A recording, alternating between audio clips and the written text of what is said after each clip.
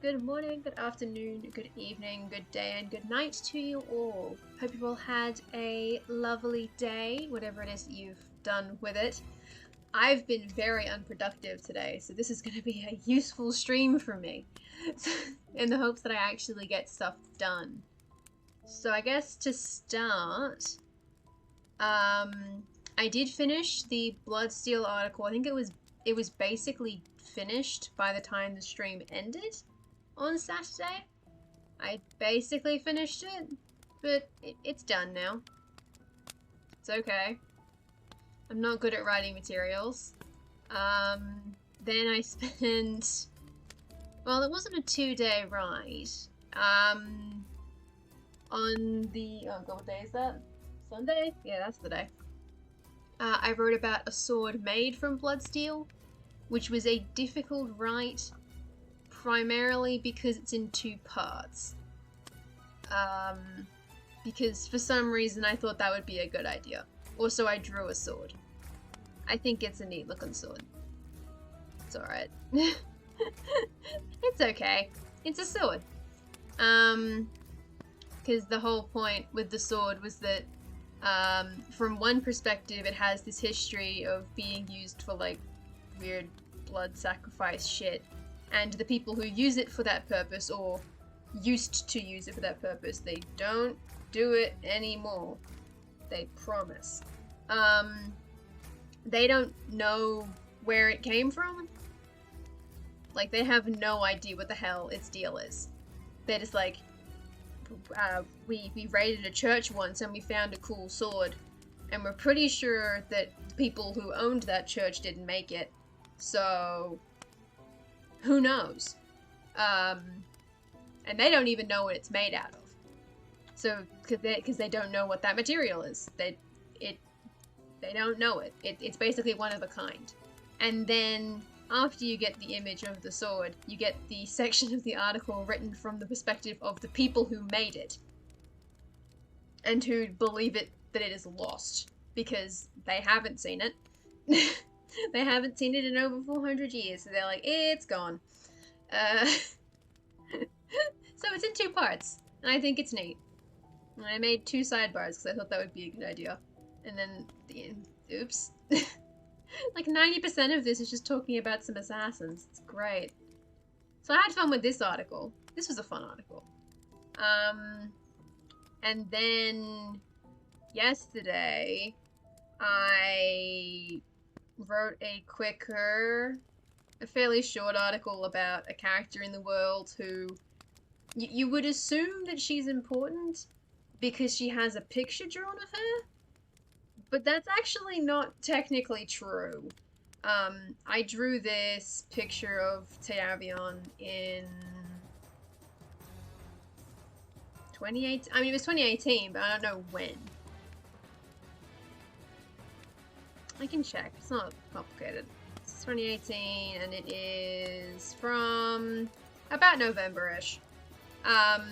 Because she's a character in a story that is different from the story I worked on for NaNoWriMo. She's related to that? Well, no, she's not in that, but like, you know, it's a whole thing. And so I was like, I'll write about her, I guess. And so she's been written about. Congratulations, Tavion. You're in jail now, so it was okay. It's 100 years a generation. Well, no. A generation, when I think of a generation, I'm thinking more, well, because I usually just put a generation as being about like 30-ish years. Which is, like, that's like a low, like a, that's probably not even true either.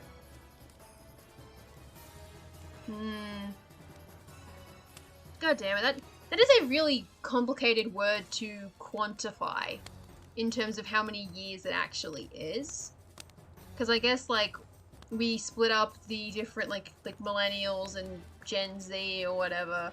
There's, like, 10, maybe 20-ish years between, like, they last for 10, 20 years each. Thereabouts. I'm technically a millennial, I think.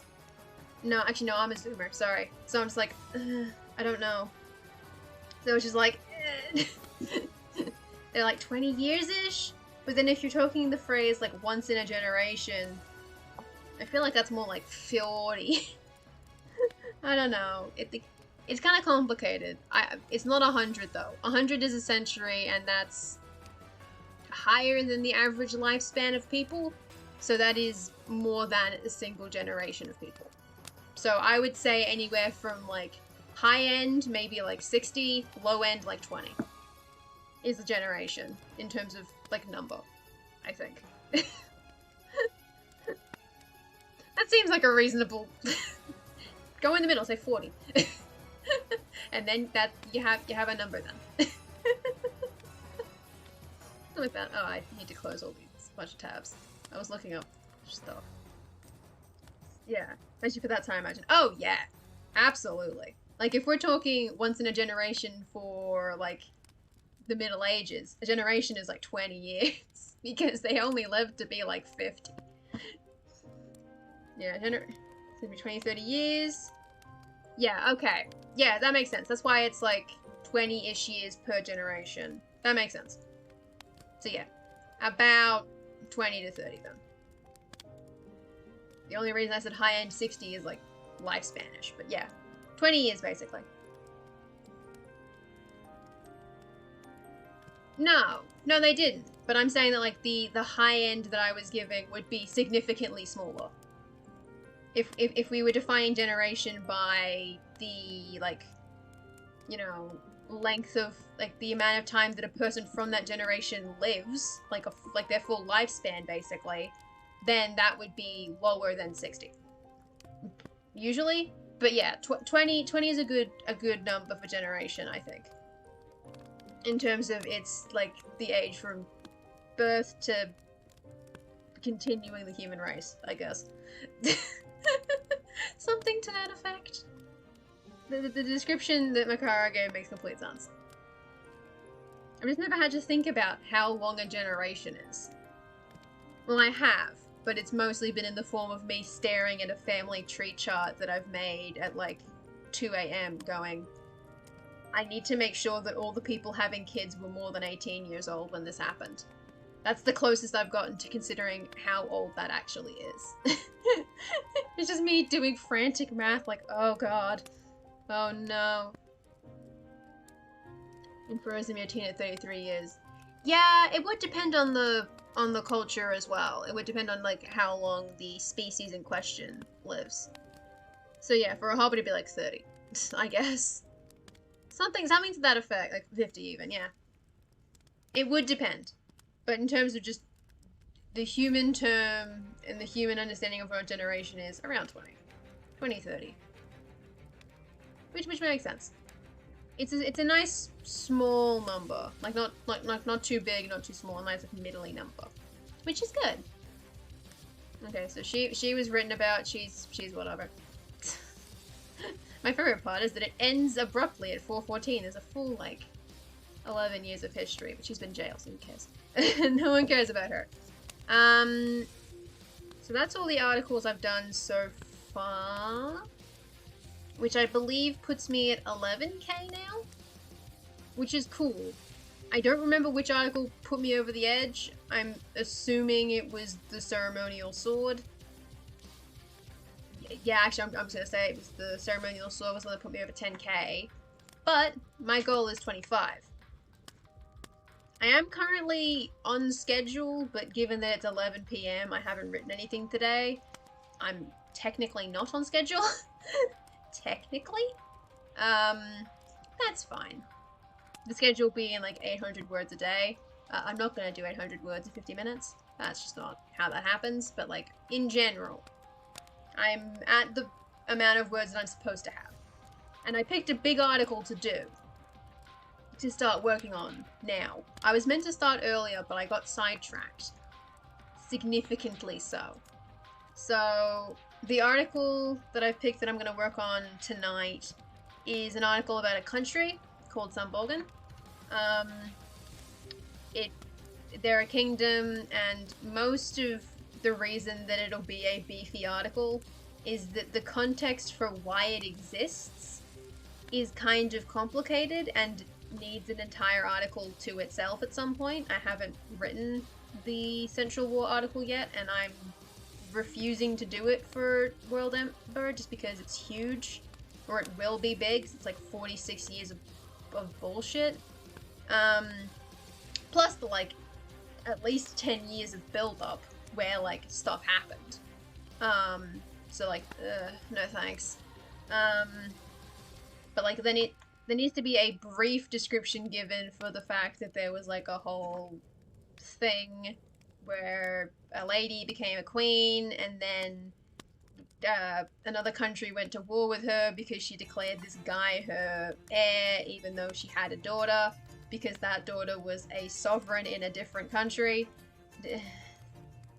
And then, you know, there's a whole war about it, and then the queen dies, so he becomes the de facto king, but he's not recognized necessarily because there's a whole war about the fact that he's king. That's the entire point of it. And then finally, at the end of all of that, he becomes king of a new country instead, because they're just like, you know what, fuck this.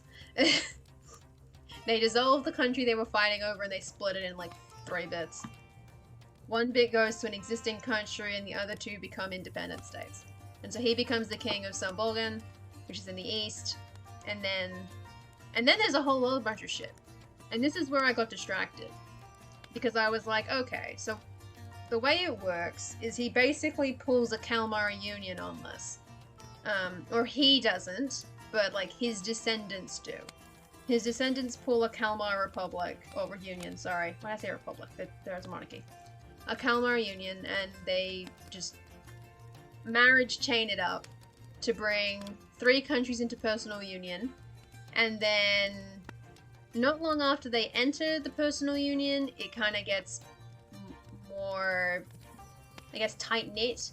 It starts going closer towards like a real union. Think like I think the comparable level is like Denmark, Norway, which is, you know, Denmark, Norway. I think we're technically just called like Denmark, because confusion. It's great. Or even possibly all the way through to a like full political union, which would be that all 3 countries are now just one country.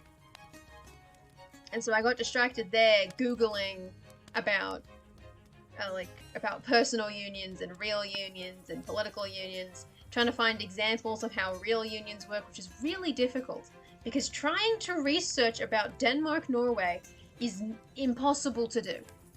Because you put in Denmark, Norway, and then you just get results about Denmark and Norway. And it's like, no. I want the specific, about the specific interim of time in which they were technically a single state.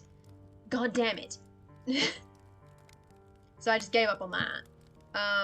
And then I had to name the other 2 members of the union, which took like 2 hours because I got sidetracked again, watching like model train sets or something. I don't know what I was doing. Yeah, I was naming them, which is a pain in the butt. And then, you know, there's the whole rest of the history, and then I was trying to figure out what this country is actually officially called. Like, it's Sambogen, obviously, but I'm like, what's its proper name? And then I was Googling about the UK, because I was like, United Kingdom? And I was like, well, what other countries have used the term United Kingdom? And then it continues. And then I wanted to make flags, and then I gave up. Because I was like, I should make a flag. It is 10:30. No, that's not gonna happen. I am not going to successfully make a flag in half an hour. No, I will do it either after the stream or like tomorrow. I'll make the flags that I need to make, which is mostly just the flag for this country, and I mean, there's a lot. A lot of them need flags still. Because I have the list of countries, which I've now added the 2 new ones to, because they previously went unnamed.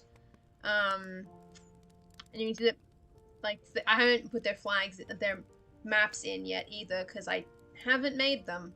I mean, I just haven't exported them. It's not, like, hard to do, I just didn't do it. But they don't have flags. These guys don't have flags because I don't know what their deal is. They don't have a flag yet because I do know what their deal is, but I haven't bothered yet. They don't have a flag. They don't have a flag. They should have a flag. How do they not have a flag? How did I not make a Muapicine flag? Hold on a minute. That's nonsense. How do they not have a flag? Wow. I made like a whole bunch of flags for them, and then apparently I didn't use a single one for Muapicine. Okay. Christ. They don't have a flag. I can't make their flag because I can't draw dragons. And they don't have a flag. They don't have a flag, and I don't totally know what their deal is. That's technically incorrect now because I changed their name. There's just a whole bunch of flags that I need to do. And I'm just like, oh god. Oh no. There's just too many. And that's not even all the countries. There's so many more countries. It's a whole mess. And thank you for the follow, FMG. Welcome, welcome. I'm just panicking about how many flags I need to do at some point. And I probably, before I forget, I should actually add the names of the 2 countries that I named to this table that I did. Because I have a table for stuff. I need to actually need to change their name because I changed their name. And then this is bifurcated boy is Ashroaz. And bifurcating boy is Cheladon. Sans accents, I can't be bothered. I think it's productive, but you know, it is still a little bit, oh god. It's future productivity. How do they get around? How do who get around? Where are they getting around to? They are getting around. Oh, there are definitely boats. There are boats for days. Many boats. There's a lot. It's mostly landlocked. It's mostly land, to be honest. These guys are fine. I think the country we're talking about is this one. Which, oh shit, I didn't name this island. Damn it. I knew I forgot something. I knew I forgot something while I had all the naming up. I forgot to name that island. Oops. That's what we call a whoopsie daisy. Because that's important. Oopsie daisies. Because, god, because this country owns that still, don't they? Where's my maps again? My maps. My maps. My maps in here. Political maps. This is in a different screen, sorry. Yeah, so this has the yeah, identity crisis, yeah.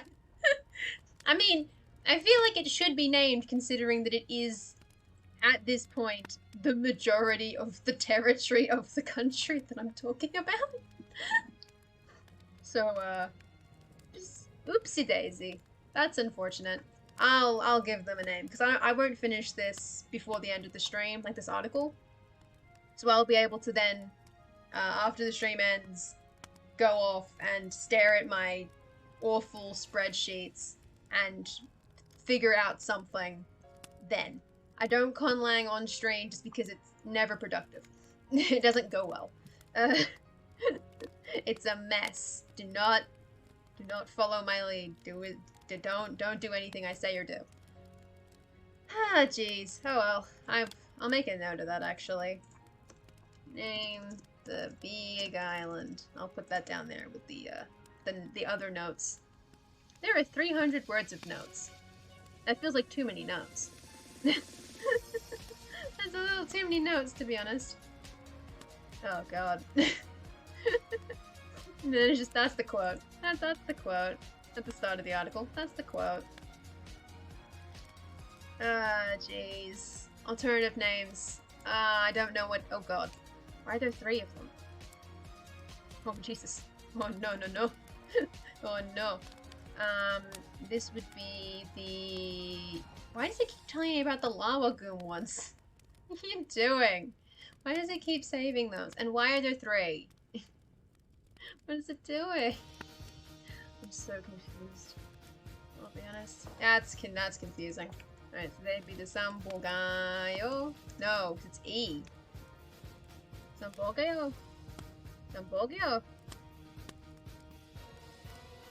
Samboganayo. I'll say the sambogayo. We'll do the short form. Oh my, why are there 3 of them?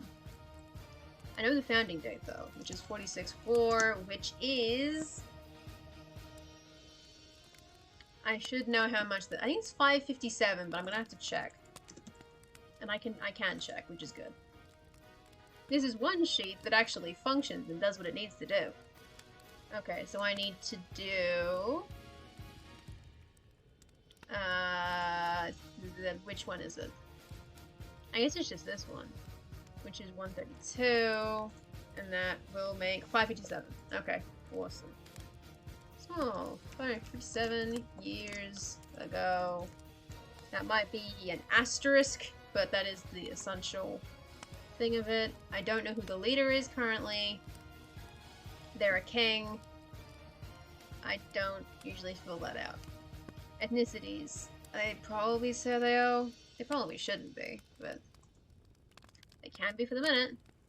I don't usually fill those in. Predecessors. Oh, that's good. How does that show up, though? I'm assuming it's in the sidebar, but, like, does it show up in the other country as well? I hope not. Actually, maybe that's probably a good thing. Oh, it doesn't. Oh, nice.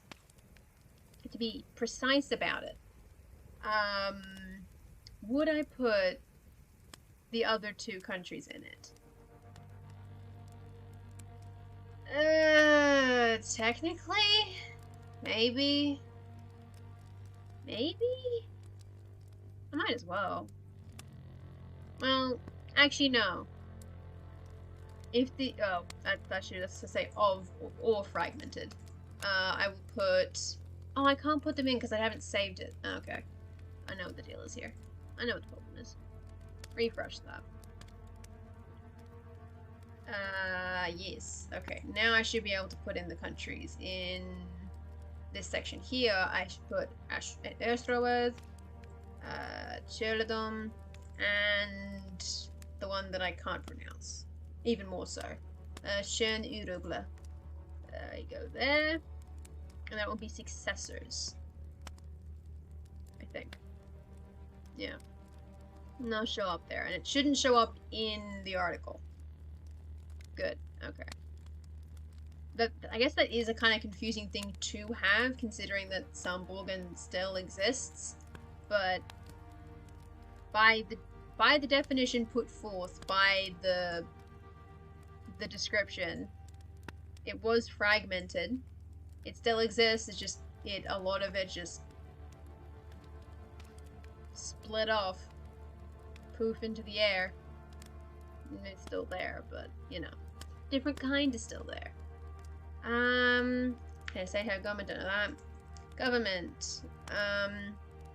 They are a monarchy. I don't know if they're constitutional or not. That's a great question.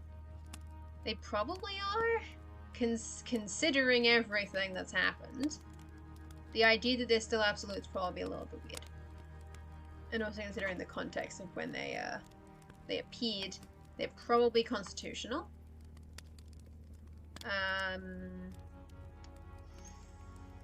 Are they a federation? That's a complicated question. Technically? I think I'll say technically. I think they're a federation. Because of shenanigans. Oops, hair in my mouth. Pet. Economic system, I don't answer that. Neighbors, neighbors, neighbors, neighbors. Okay, so that needs to be... Oh, actually, Ursula. Chola. Zoha? Should be it, right? I think that's all of them. It's you, so... Chola, Ursula. That's Chola still. And then that's Shern. Oh, I need Shern in there. Forgot about Shern. I get Shern, but... And they speak... Pizza, and that might be it. Now it is, anyway. That should be all the ones I need to fill out from there. Oh god, it keeps going. There are a lot of fields on that template. Oh damn. And I think that's all that I fill out usually, because I usually just write it in myself. Whoop. Hot damn. Yeah, okay. Yeah. Seems... Oh, yeah, no. I was confused by why those were bigger and smaller, but yeah. That is correct. Okay. So that's an amount of words that have appeared as counting. Put that down. Okay. So Sambogen is officially the United Kingdom of Sambogen and X. The X is the island. I'll name it later. Is a small coastal nation in the south. Actually, no, just in southern Drasin.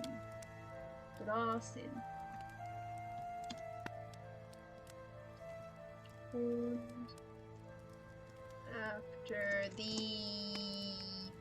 When I say formed after the Central War? This chair does not fit properly. Oof. Formed after the Central War. It is one of the many successor states to the, and this is Dedo. Oop. Subsequent spells de.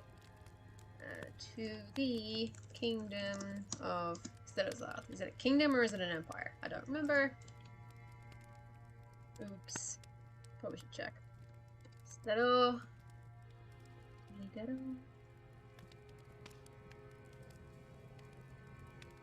Yeah, I said kingdom a bunch, I think. Even said it here? Yeah, that's a kingdom then. Okay. That's fine. No, we'll keep that consistent, I think. And then I have this open just so I can check if I've ever mentioned Sambogen at any given moment, which I haven't.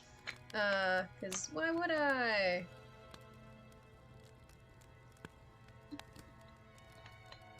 You do be like that a little bit. Okay. These now just look like that. Oh, I don't like having the single line up top. Though it will change once I change that from Sambogen and X. Once I give the island a name, it'll be different. Because I'm assuming that Sambogen just uses the name of the island as the name of the territory that it holds, even though it doesn't hold the entire island, just because it's convenient. It is significantly easier if you do it that way.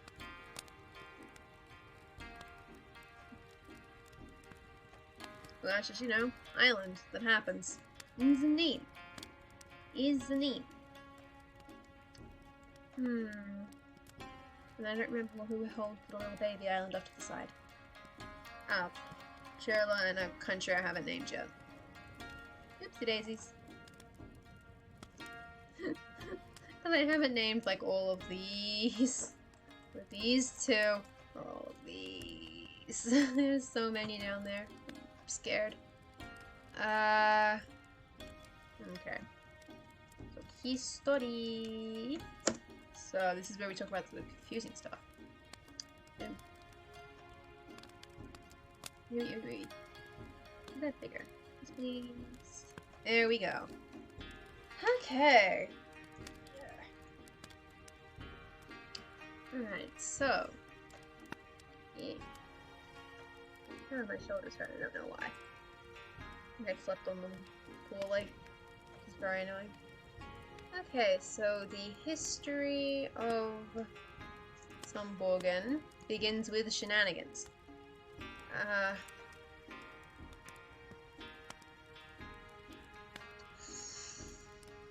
It probably wasn't the name of anything, though. No, because its name is specifically a post-war thing. Because it has a meaning that would not have been picked otherwise. It's very pointedly named. In fantasy language, but like very specifically named. Because it means home of the righteous. And it's like, you know, it's a dig. It's a dig at the person who won the war, going, hey, you may have won the war, but I get the moral high ground. Which, you know, that's a hell of a way to do it. Is to name your own whole country after the fact that you were better. Once. One time. Singular time you were good. Afterwards, you know, it happens. So... how would I go about starting to explain all this shit? How would I even begin to go about explaining that shit? I have explained it before. Well, hold on. Did I explain it here? Right. Darky was a Clavu, the kingdom of Sterazaz. Blah blah blah blah blah. Right. Well, that's a very... that's probably a too short explanation of the war.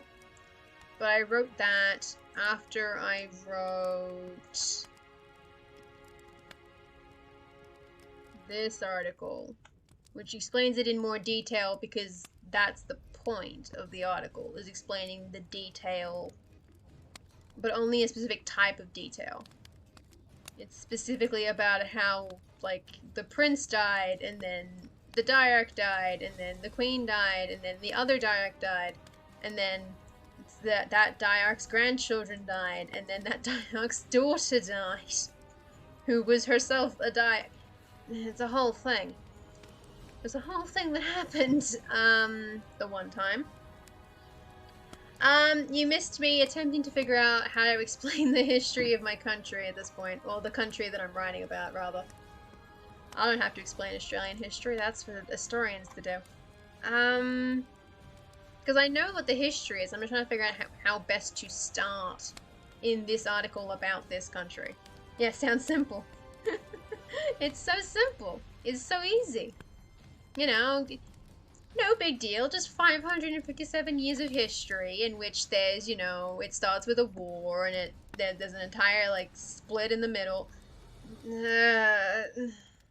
This country's done a lot of weird shit. No blood cults, though, so A+. No human sacrifice. It's a low bar, but they cleared it. Congratulations. In the beginning, things were shit. People learned to live with the shitness. Then shit got worse, and things haven't been right ever since. Oh no. Oh no. A little bit. a little bit. A little bit of that. I'm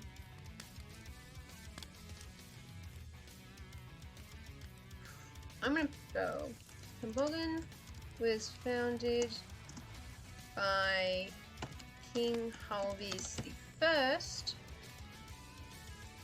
in year, and I'm gonna link to the calendar because I always do. Year 46-4. Following the signing of the Treaty of Unios.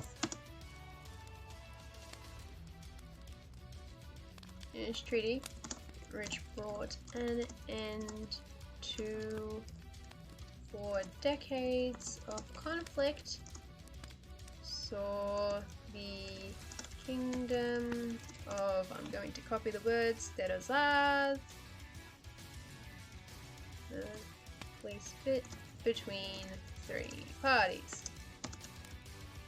Zaha Navuz, Min Charles, and the new. Oh, actually, no.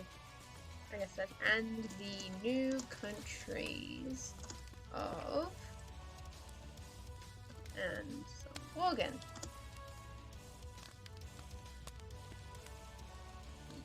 dissolved and split between 3 parties. Partition of Zderzad, I guess.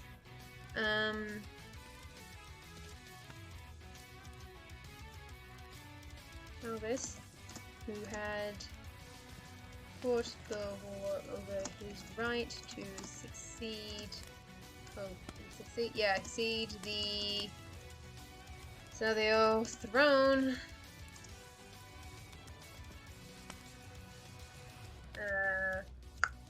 Well, maybe it'll be a sidebar thing. I'll explain that in more detail there in the sidebar. Just because it's complicated. That's why it needs a whole article that I haven't written yet. So, you know, oopsie daisies.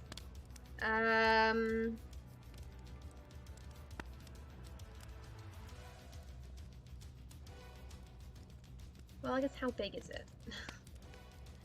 It's kind of complicated.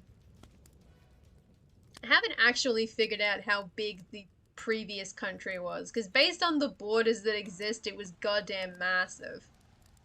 Shit was huge, dude. Like, it's just like, what? Like, It's like, kind of like everything. It's the black area, some of the pink area, this bit of red area, some of this, and then like a huge chunk of this blue. I was like, how big is it? Because like the blue country is huge, but that's okay. That was a whole thing. How big was Denozad? Its border is real funky, yo. I might need to figure that out at some point and actually make a map for it, because they don't have a map. No, because I made a map for Erisaril, which is probably not a good map anyway. Well, no, because I guess that's still, like, that's not inaccurate. Just guys, like, around, because, like, they probably got bigger when they went downwards anyway. Technically, that map is incredible, because this actually would be the... Oh, Jesus, it's a whole mess. They were longer, actually, if that's how that border goes. No, it's fine. Get laid and the entire land was one nation, their faction succession wars. It wasn't, unfortunately. I've already established that. It's already established that there were multiple, like, waves of conquest. This like, green area on this map is the closest the continent ever got to being a single nation. This is the closest it got, which is nothing to sneeze at. Now, admittedly, this didn't exist, and neither did this. So there was technically less territory to have, but boy, they had a lot of it. And then it immediately just split apart. It did not last long. It was like, I don't know, 80, 100 years? Tops? And it probably was not this big for the entire time. After it made it, like, here. It was like all of this, made it to here, started up here, and it probably lost a bunch of this shit.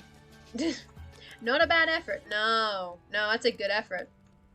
They made a damn good effort at it. They took a crack, and then, you know, immediately dissolved. It do be like that sometimes.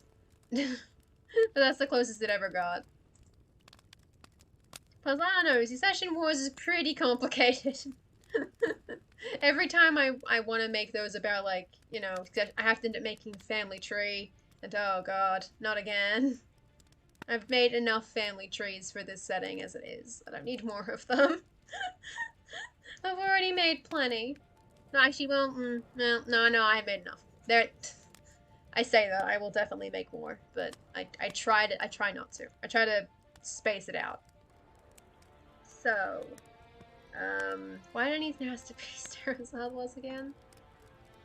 So that they dissolved between 3 parties. Oh, because I was going to say sambogen was the smaller one, but I'm not sure it actually was the smallest one. Like, based on... This is not particularly large. Like, that's the other country. It's not super big. I don't know Luthuzi's history, so I'm not actually sure how big they used to be, or if this is a recent development. It doesn't really matter. But if they had... If that was just their size, and this was... I guess maybe these used to be the same thing. Probably they used to be the same thing, so it was more of a merging in later thing. Possibly? No, because it would have been longer. There's no way he would have accepted something that was like this size compared to that and that. Considering the whole war was about him, he'd want to have a bigger spot. So it's probably like that-ish. Kind of like a big long chunk there. And then this went separate later for reasons. Which means it's actually the bigger of the two. Not the bigger of the three, because this country is massive, but like the bigger of the two successor states, I think. Yeah. Something like that. So, the new kingdom.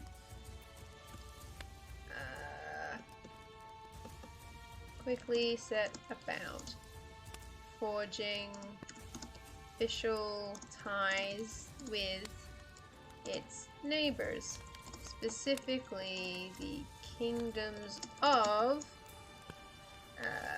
Ashthro. Well, technically Ashthro isn't its neighbor, but that's fine. Technically. And Chera.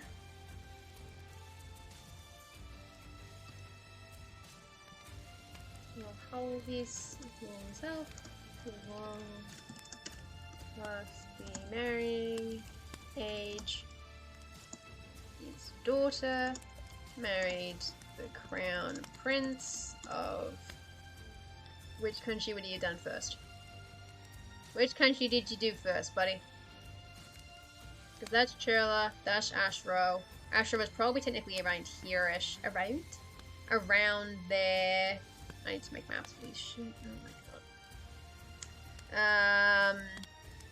Probably Churla first, right? Because the whole point is it's the Silver Coast, right? Yeah, the whole point is the Silver Coast. You're a coastal nation. You marry the coastal nation first. That's just common sense.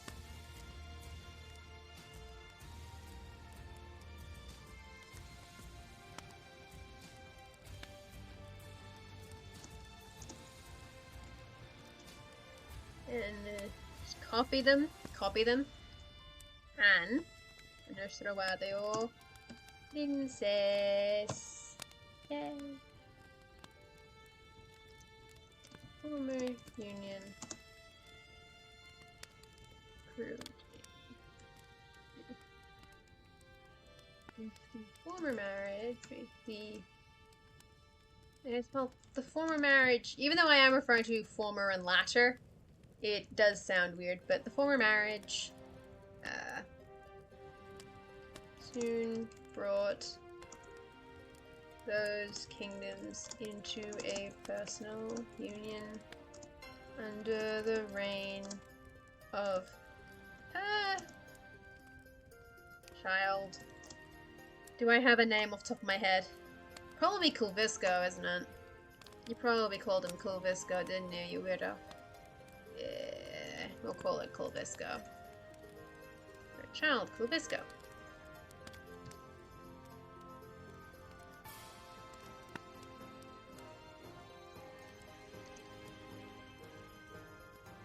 Actually, maybe what I should do is rearrange so I can say latter instead of former, because former doesn't sound right in this context.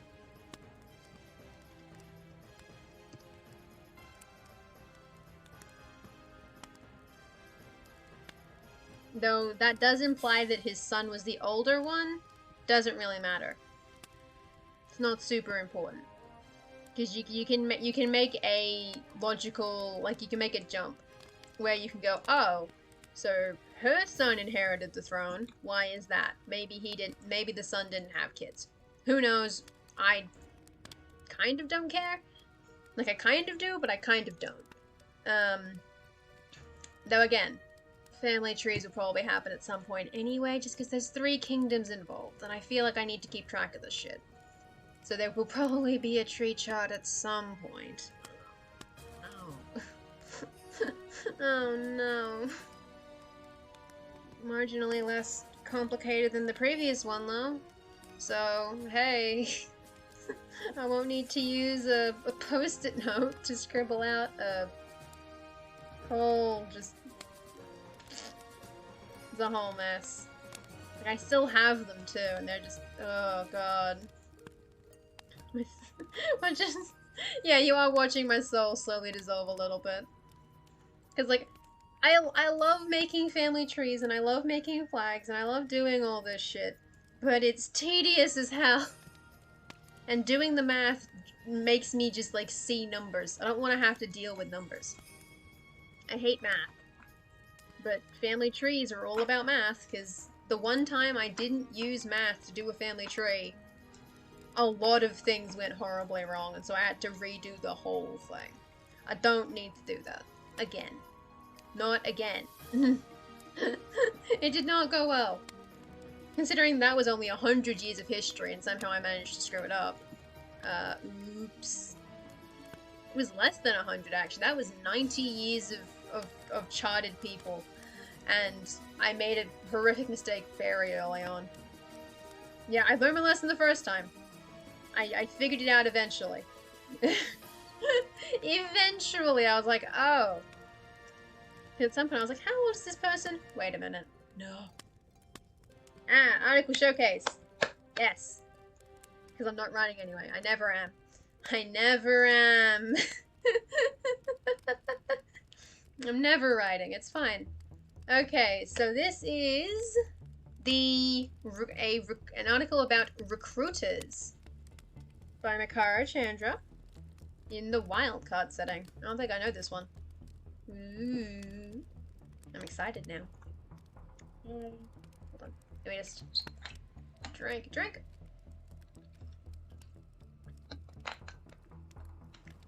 Still only water. Yeah, move that TSA. It's fine. It might just need to be fancied up, but that's, you know. By default, it's fairly plain. Which makes sense, but, like, you know, it takes effort, and we're not allowed to do CSS during WorldEmber. It's forbidden. I say, having done many bits of CSS.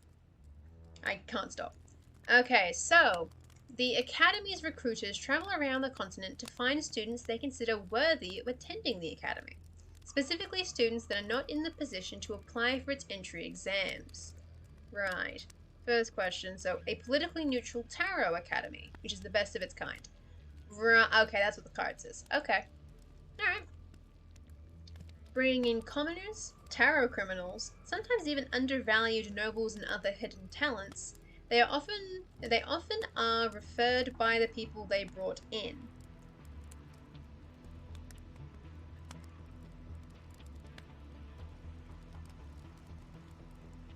They often are referred by the people they brought in.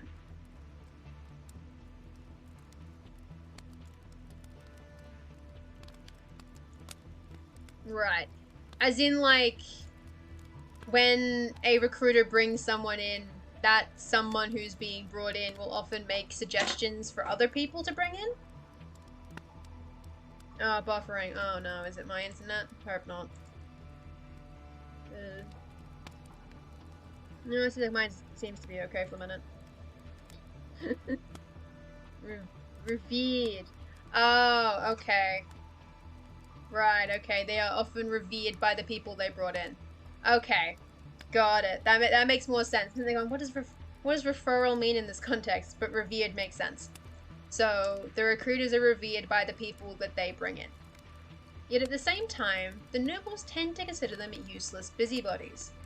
From their perspective, only worthy nobles should attend the academy, so the recruiters simply bring in the garbage. Oof. Rough. Bringing in the trash. In reality, the recruiters are essentially spies for the academy. They uncover nefarious plots, interfere with criminals and monsters, and may very well turn assassin if they deem it necessary. Rogue agents, they are skilled individuals that can handle most of what the world throws at them. Ooh, fancy. School with spies. God damn. Career qualifications. The first qualification for a recruiter is they must be an academy graduate without current political affiliation. Unlike with arena supervisors, the academy does not disqualify former nobles. However, recruiters are vetted very carefully, because they are privy to some of the academy's darkest secrets. Ooh. What's an arena supervisor? Skilled tarot users watching over the battle arena with sense wires. Okay. I think I follow. The second qualification is extreme skill. Recruiters are meant to be able to defend themselves and even take out threats.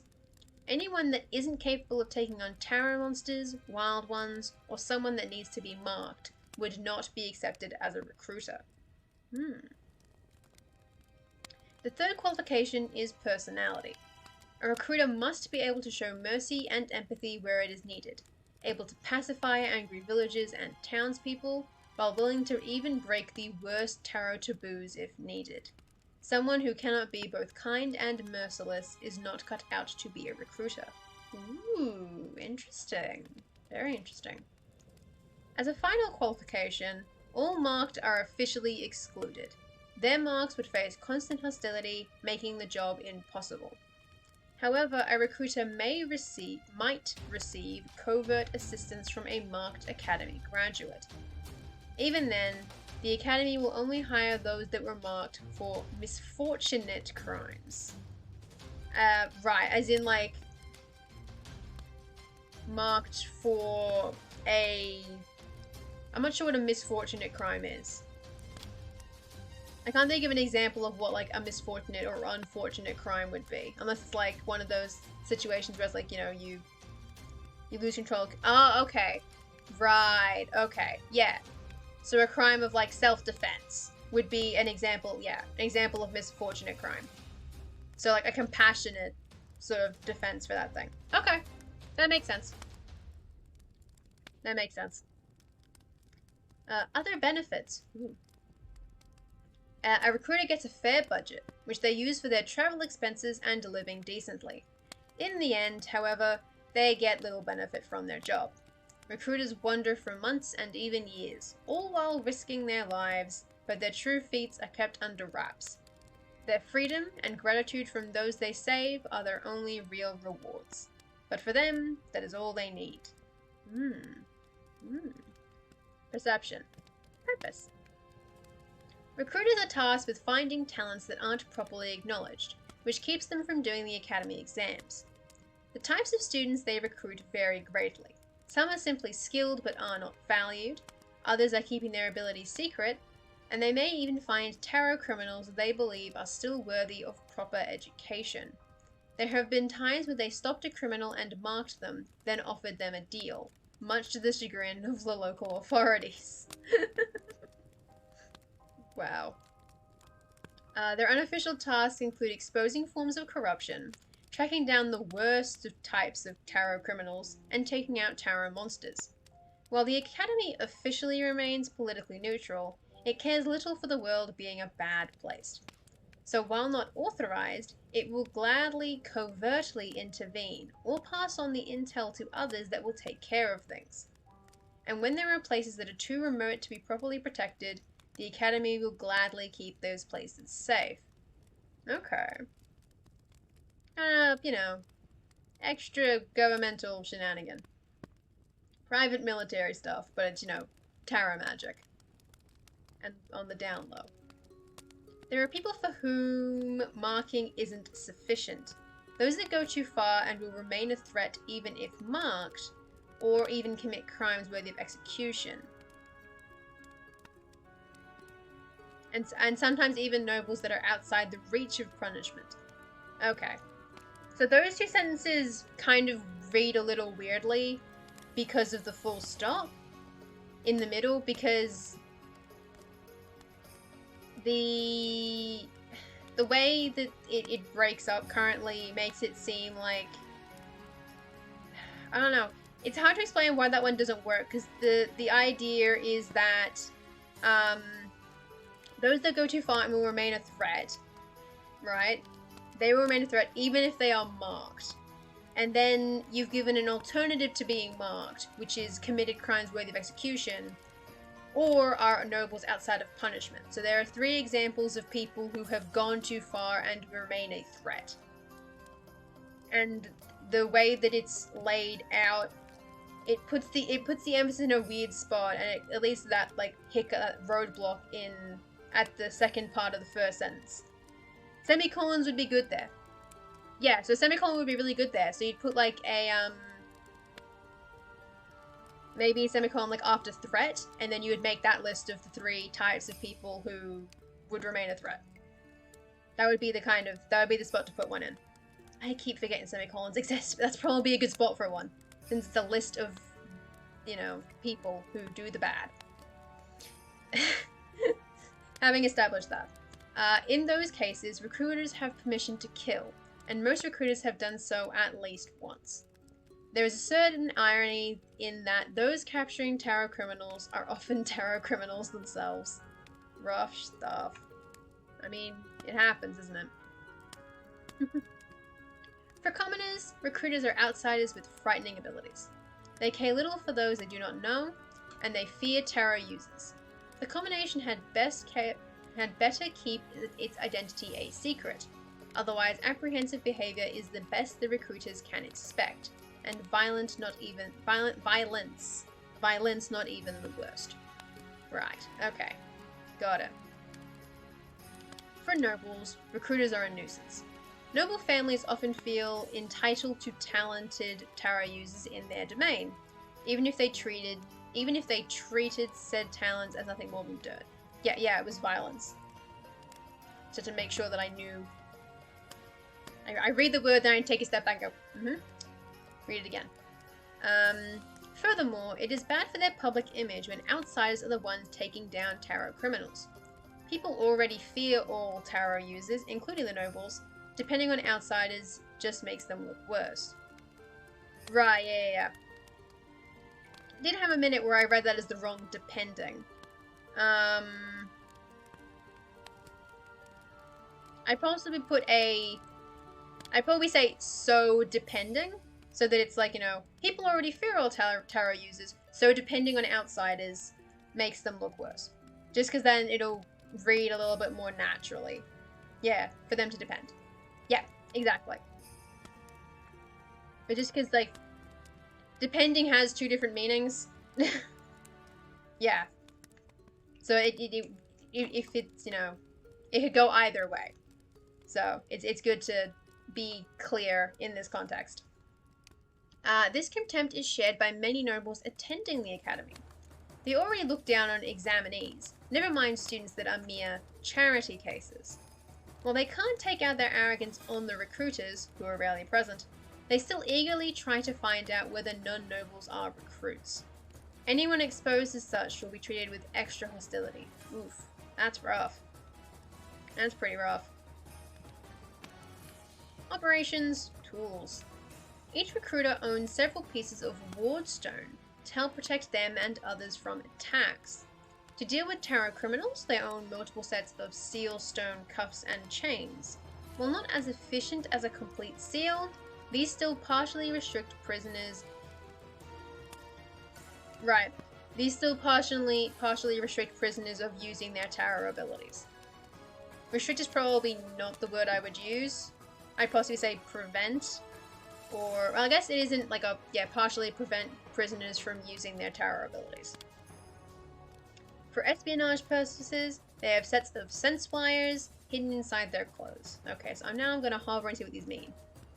Wardstone is a mineral chargeable with defensive tarot abilities to create wards. Okay. Sealstone is a metal capable of neutralizing tarot abilities. Makes complete sense.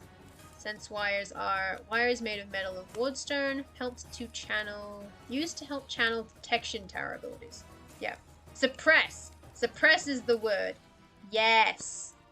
Partially suppress prisoners' tarot abilities. That's the one. Hell yeah. Figured it out eventually. Dangers and hazards. First off, not of, off, double F. A recruiter may face hostility from nobles and commoners. To not commit a tarot crime themselves, they will have to resist these with non-lethal force or with mundane weaponry. Mundane weaponry. Okay, I can read and speak. When dealing with a tarot criminal, especially those that have simply lost self-control, the same restrictions apply.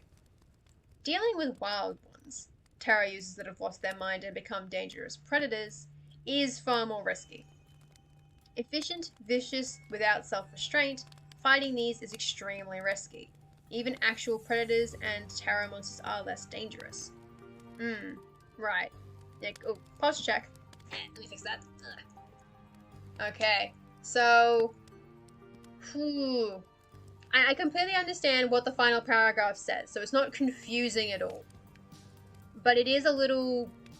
Like, the fact that 2 sentences in a row end with the phrase, like, extremely risky or far more risky, reads very repetitively. I'm not sure, and then there's also the use of dangerous twice in 3 sentences. So I'd possibly try to reword the last paragraph to... I'm not sure how I would improve that, like, in terms of specific wording. But yeah, possibly just rephrasing the last paragraph to be a little less repetitive. And, you know, something. Yeah, sentences. Yeah. Just a little bit.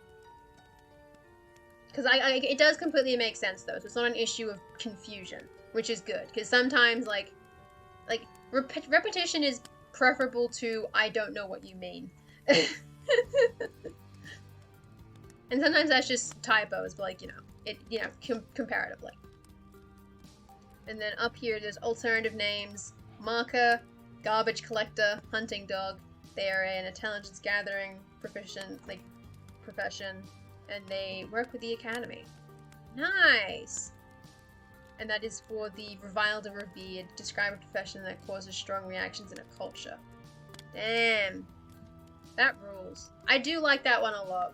That's a very interesting profession to me. They, do all that stuff. Thanks for the feedback. And I need to fly to a work meet. See you, Mikaro. Thought I could be helpful. And he's a good article. Ah, yes. That looks weird. TOC on it. Hell yeah. Now I can close that. Back.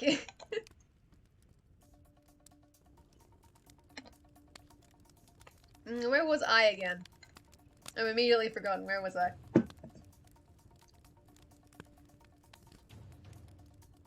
God, that country name looks so long when you word it like that, but it's not that complicated. I mean, it is. I can't trill, so... So, the latter marriage soon brought these 2 kingdoms into a personal union under the reign of her kid, Kulvisco. It's kid. It's a fancy... Okay. Oof. And then, what happens after that? So, Choladom and sambogen are now in a personal union, which is still fairly, like, low-key, because it's personal union. I mean, it's not low-key, but, like, you still have your own government. And your own laws and stuff. I mean, I'm just biased because, like, Australia's in a personal union with the UK and the Queen does literally nothing, so low-key. But then there's the next step, which is bringing Ursrawith into it as well, which is basically going to be Kulvisco's kid. Or Kulvisco's kid. Because they've basically decided that they're going to do it. They're just gonna pull that shenanigan because I think it's fun, and also because it's neat. It was agreed upon. He'd kind of figured this out beforehand. So presumably either the son is younger, or he died. I mean they all died, but like, did he die before having kids or becoming king? Is the question. So I think when I did the math, I made a note. Where did I put the note? Yes.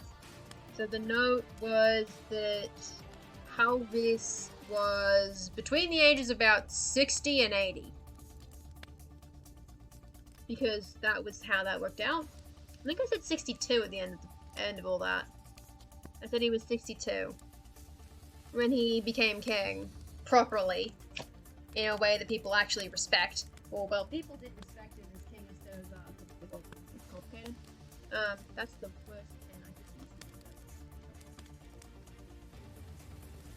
use. I'm gonna make notes for the family tree that I will make because I have no self-restraint. So he's like 60. His son would be in maybe his 30s.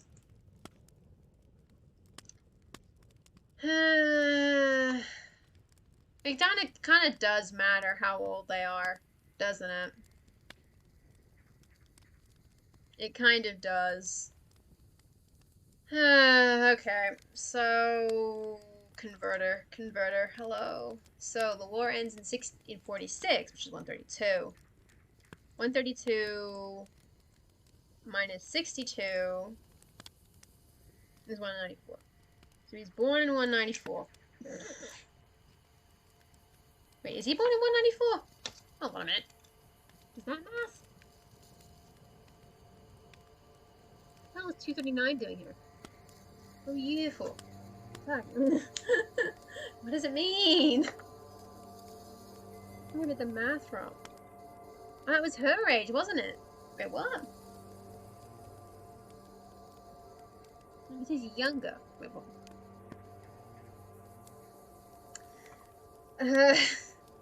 Okay, it's written down here. So she was 45, which I did the math for that.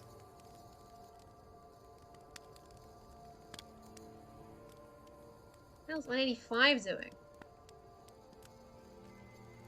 I assume because that's the 8, that's 11? Is that 11 more? I don't know how old she is. What does that have to do with it? What? Why are my notes so bad? Oh, that's how old she would have been.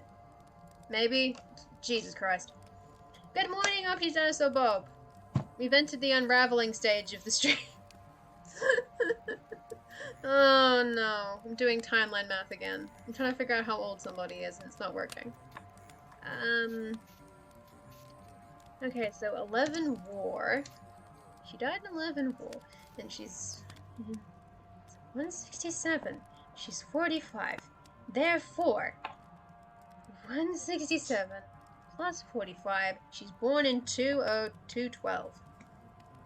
And so I just said he was born in 97. 94. Which makes him like 12 years younger. And the rest? I think that maths. Then how old is he when that happens, though? How old does that make him? He's 194 born. Notes. What year is 194 then? 194 is 12 plenty. When does the war start? Great question. One war. 176. So, 194. 176. I'm literally doing this on paper for some reason. I don't know why. 8. 1. 18. So he's 18 when the war starts. That can't be correct. He can't be 18 when the war starts. He has to be older than that. Because that would make him the same age as the kid he's fighting, basically. That can't be correct. It can't be how old he is. He has to be older than 62 if that's how that maths out.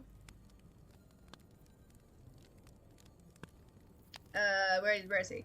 Where is she? She is in here. She's here. I know where she is. So she was born in 191? That makes him 3 years young. Did something happen? Has something gone wrong? Because the war starts in 176. Oh no, so he is older. Okay, so I'm getting confused about negative numbers again. He's 3 years older. That's nonsense. He is not 3 years older than her. He can't be. That's nonsense. He has to be older than that. He has to be older than that. Just for how the math works out. He can't be only 3 years older than her for that. So, 11 war, 176, she's 45. And so I said that that was 212, right? So, his cousin's born in 212. If I say he's born in, like, 207, maybe? Which would make him...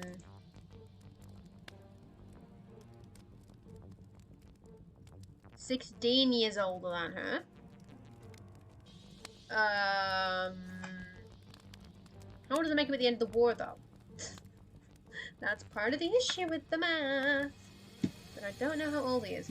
Maybe not 207, maybe more like 203. No, I say he's born in like 203. And then the war ends in... when does the war end? War ends in 132. So basically anything minus 132. Oh no, 203 minus 132 would make him 71. You are very old, sir.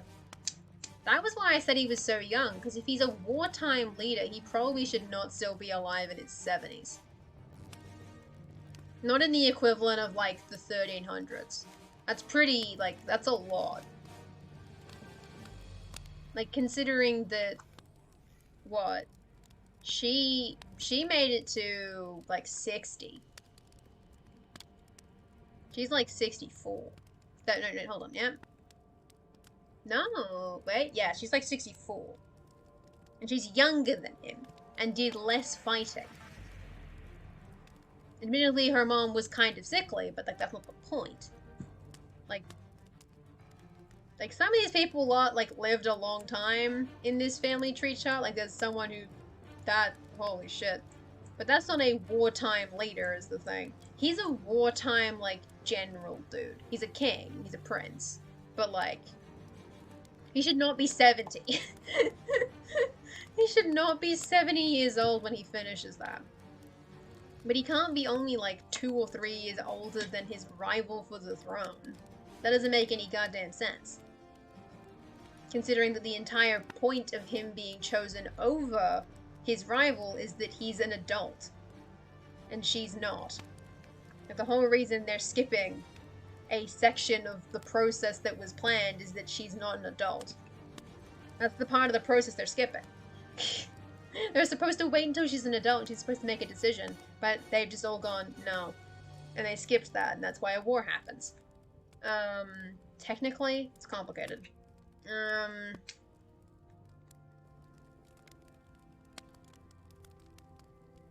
Because she's, what?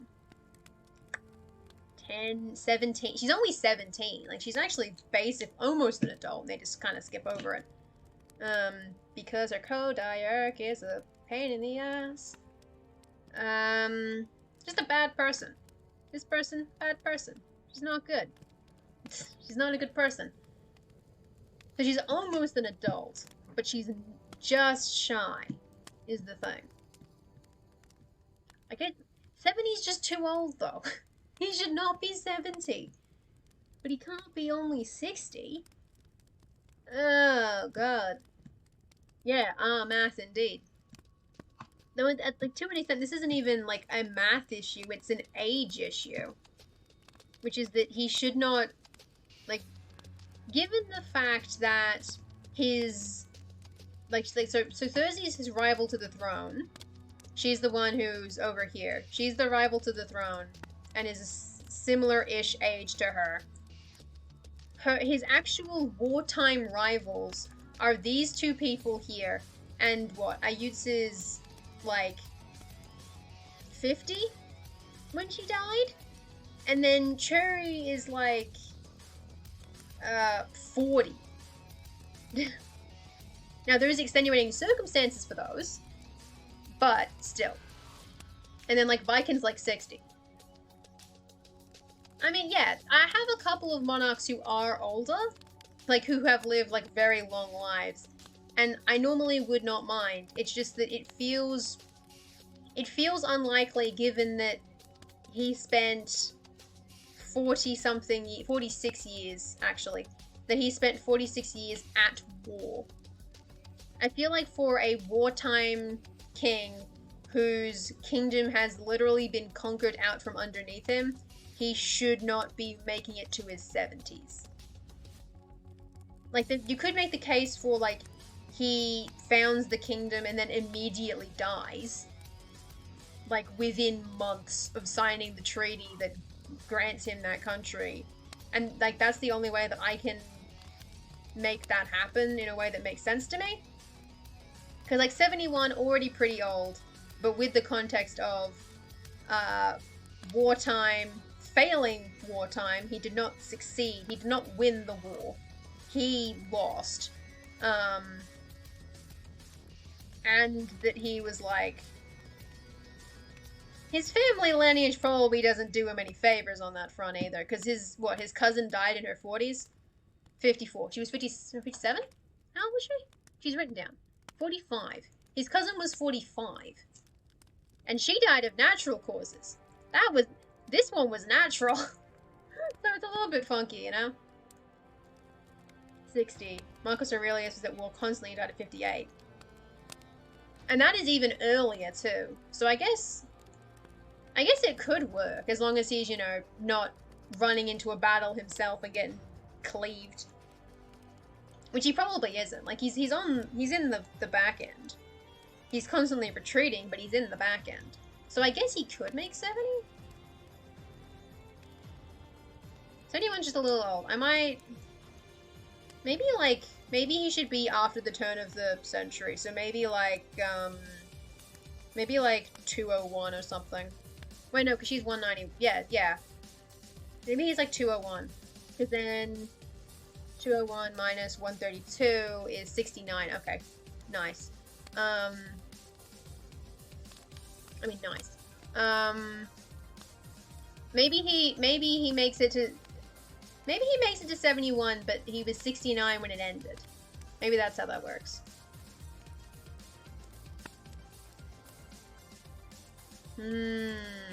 Perhaps. I guess he can do it. Because, I mean, like, I'm probably bigging up his role too much. He probably didn't do that much. Considering that he lost half of his domain to his general, one would assume he did not do much. Because that's in the treaty. That's a whole thing that happened to him. It's in this article here. It's in this section here. That it belongs to the forces of General Chihotha. Which implies that his own general just pissed off without him. And so the assumption would be that for most of the war, well, like, for at least the last, like, 10-ish years or so, this specific dude has been doing most of the work. Especially since, you know, the assumption is that Halvis is, like, 60 at this point. I mean, Chihotha is probably also 60. But that's a republic, so not a big deal. I guess that works. Maybe what I'll say, so not 194, that's too old. We'll say that so Halvis is in 201, and then the war starts in 176. And so he is only 25. And so the main reason I was even interrogating this line is that I wanted to know when he actually got married. Because it kind of matters when he got married. Because it changes what happens with his kids, basically. It changes, like, the dates of stuff. Maybe I shouldn't be worrying that hard, but it does kind of matter because of how the era system works with the calendar. Because there's a whole bunch of stuff in here. Like, war is here.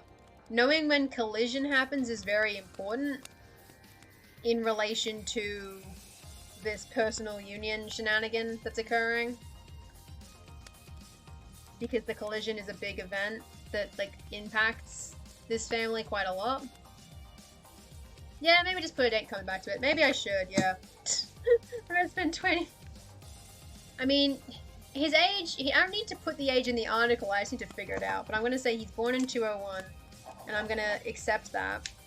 And then I will, probably after the stream, make a family tree chart. This might be a 2-day article that I work on just because I need to make one of those again.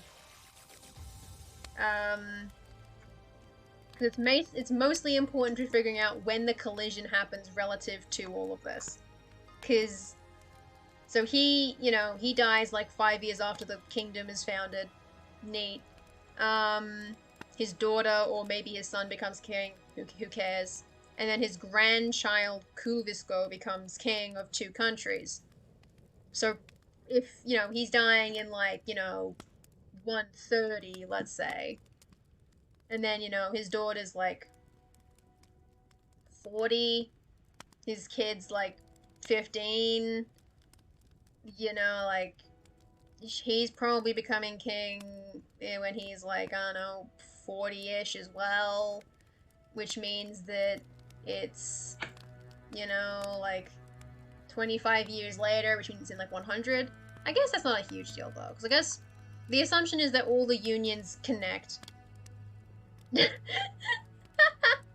His date of birth was lost in the midst of time, and he was somewhere between 60 and 70.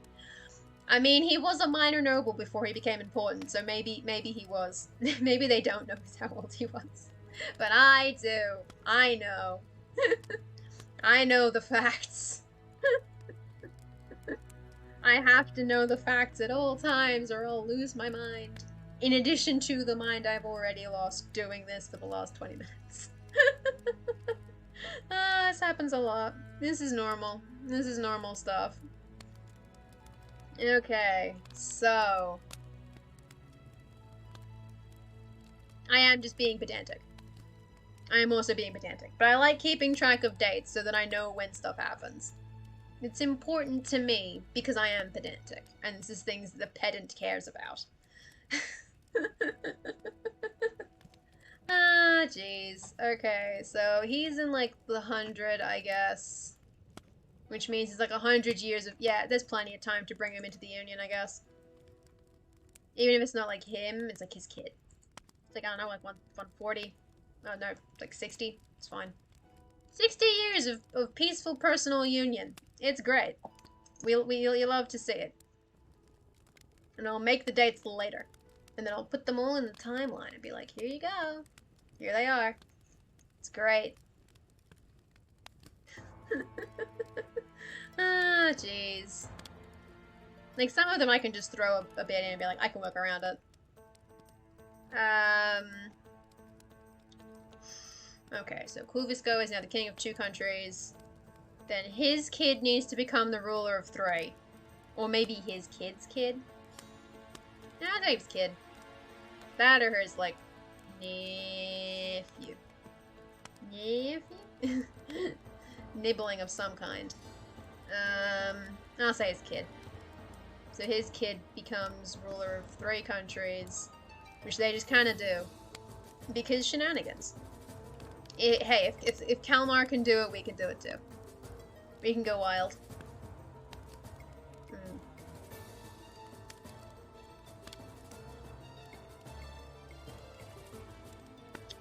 But I just include that in the first and second paragraph as well to make a big, chunky paragraph of marriage.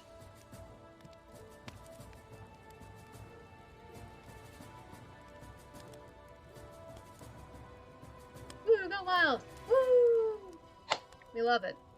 We love to go wild.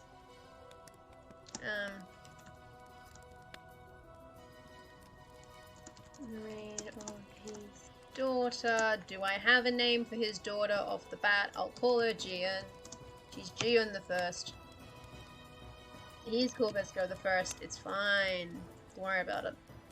Reign of Jian the First. King. I'll just copy the name again.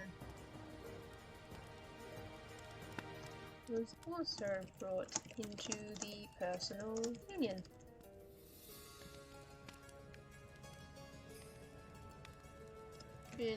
Actually,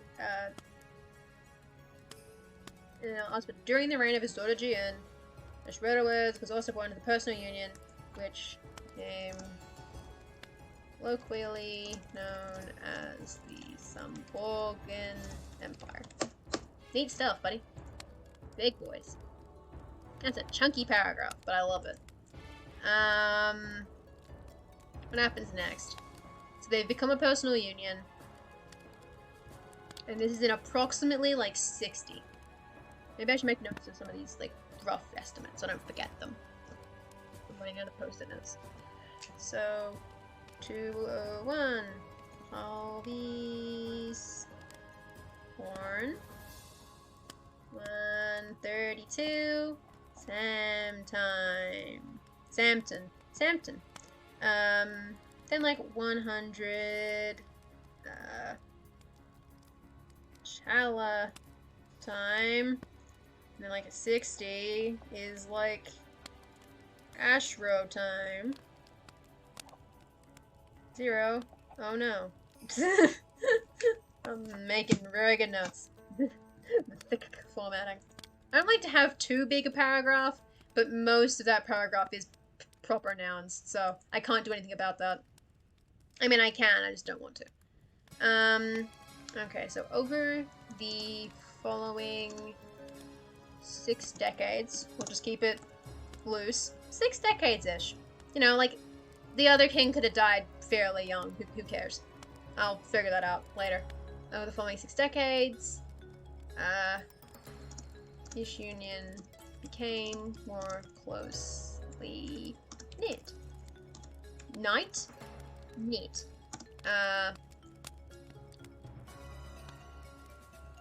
Resembling a federation. Real or political. Well,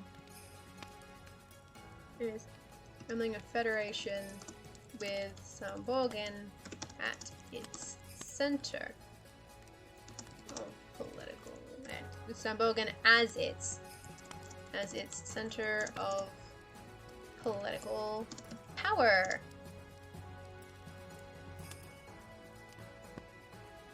So I don't know, I haven't decided when they all split off yet, which is not really related to the king thing. So I can just chuck dates in there with that. Once in it, resembling a federation with Sambogen as its center of political power.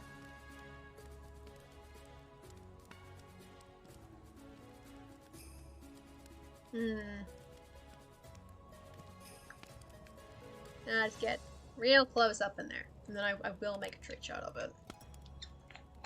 I'm a mess.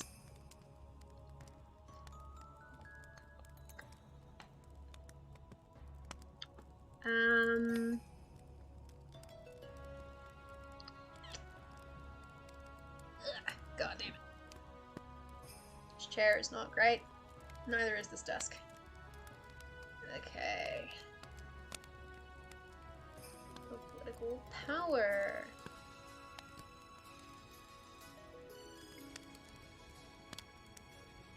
This was exemplified by the formation of the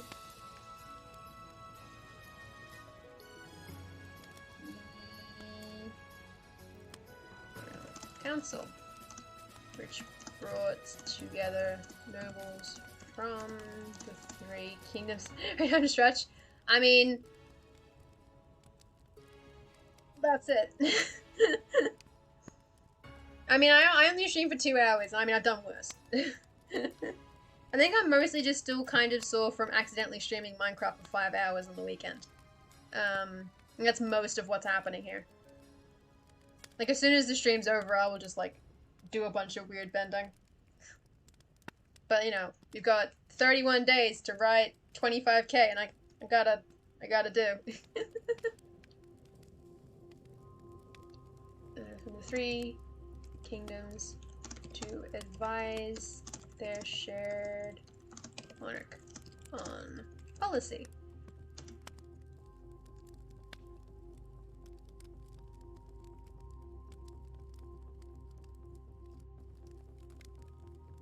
Foreign policy. It's gonna be a really short sentence if that's all it is. Oh, there's a one-line floater. Disgusting. I hate when there's a single line at the end. It's gross.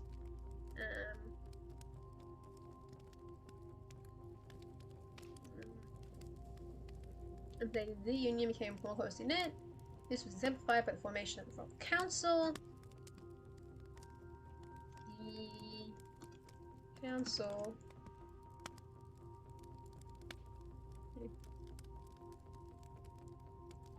The many laws passed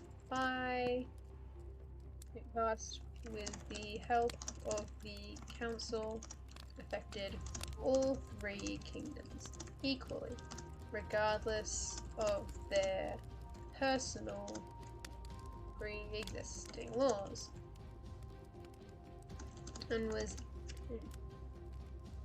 made the state a de facto unitary one.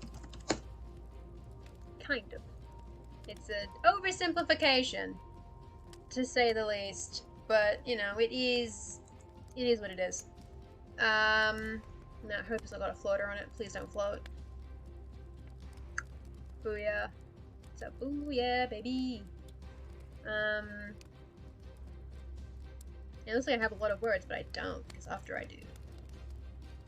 Because I know about these dates are elsewhere. This date is also elsewhere. This date is also elsewhere. That was where I put that. That doesn't make any sense. I don't think that maths out. Me from like 5 hours ago. I'm pretty sure that does not math. You did not do the math on that, because it would be 132 plus 68, which is 200. Oh, what did you say, 62? That's 194. So I don't know where I got 239 from. I'm a little confused about my past self's reasoning there. I'm just gonna go, he's... and I'm just gonna say that he was born in 201. Oopsies. God damn it. 1201. Remove the reference to renewal. I don't know what date that is. So that's a long marriage chain. That's normal. Yeehaw. And then that's notes. And so now we're down to 500 words. We've already cut off a lot of notes, because most of my articles are notes at the start. The unitary one. Collision.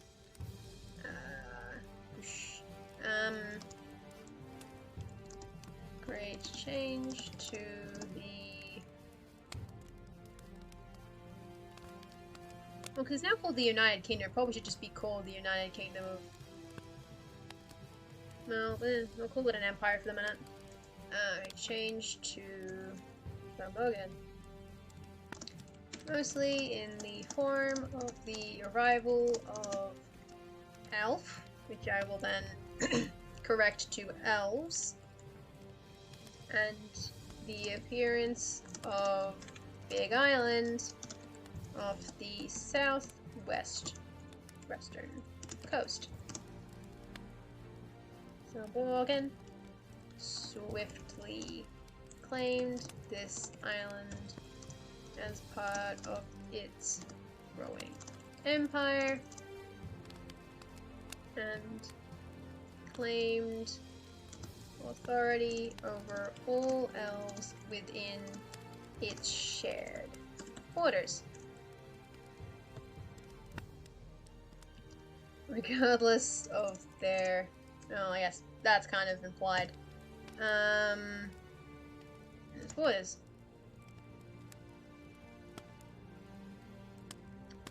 Sharon leave first or second? Did I make a note of that? Sharon left last. So presumably he was decent with elves. Well, they were decent. Presumably they were okay with elves. They're like chill. It's just, you know, Republican stuff at this point. As in, like, making Republican. Like, republics, not like conservatives. Forming a republic. Republicanists. Oh god, language is stupid. This island is part of its growing empire and claimed authority over all elves within its shared borders.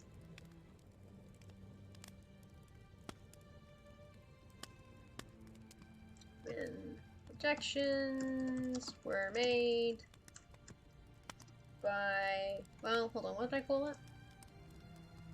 Sorry, I'm checking a thing. I called it Home Under the Sky. That's cute. Probably didn't... Well, maybe it did exist, I don't know. Made by... the leaders of the stranded groups. They were utterly ignored. That's it, they're just utterly ignored. RIP.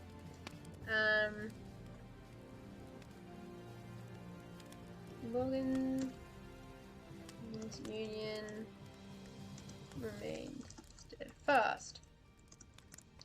And let's pick a era. That's not this is the one I need.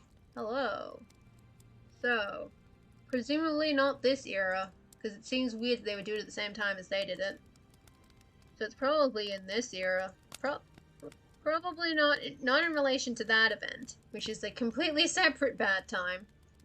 Well, I mean, the Union isn't a bad time, but that's a, you know, it's called what it is. Presumably they presumably united in the year of collision. I'm gonna say, like, 32. Fuck it. 32. 200 years after the formation. Wait, no. 164 years after the formation of the kingdom. Unite that shit. And in 32, collision, they made situation more permanent by formally dissolving the borders of... I can't spell their names. So, Erstrawith and Chodum. I can, I just don't want to turn on the keyboard for it. Chodum. And changing its name to the United Kingdom of Sambogen. They're doing a... well...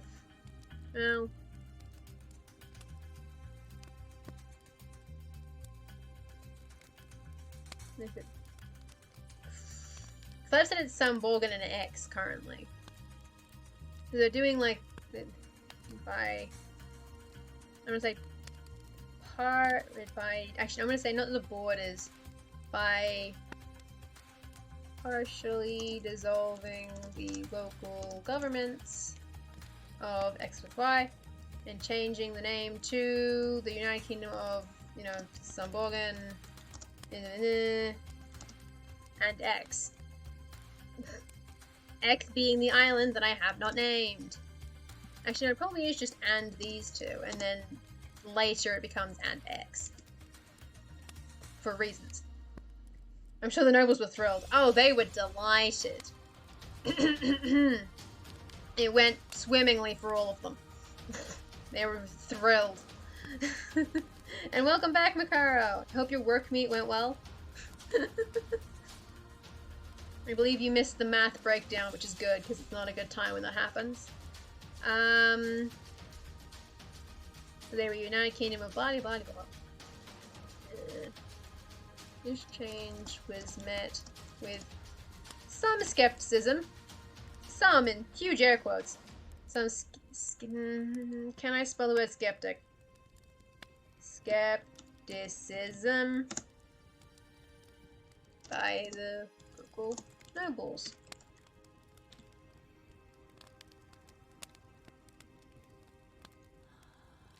With many assuming significant bribes had been paid to assure the loyalty of of many dukes and higher officials. Gotta pay bribes to unite a country. It's fine. I'm pretty sure that's how the Kingdom of Great Britain happened.